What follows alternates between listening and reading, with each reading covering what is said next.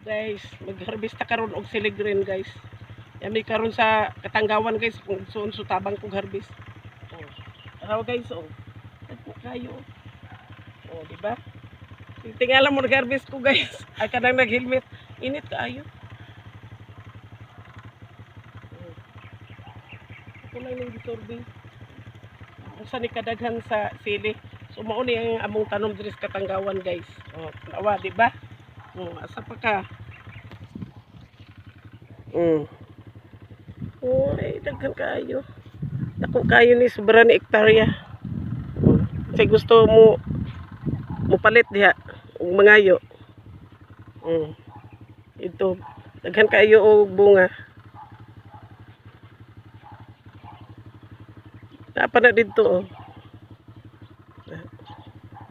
Kana sa ako agya po ng igsuon nga part dira nga dapit. Na ilahara na guys.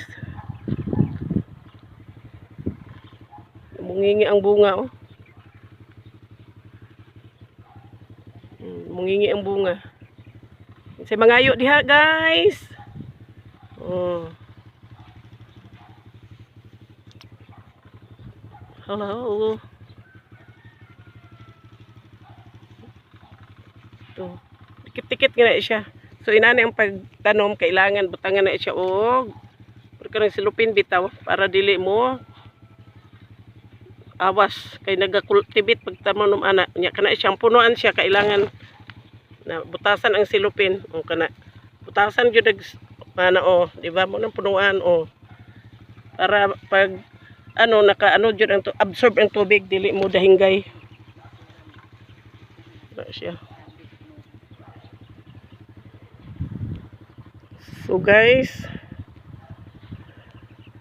ito nga part guys, mga ampalayahan to dito nga part. Zoom dato. Halo-halo ni na sagingan. Siligrin. Oh. White House na dira guys oh.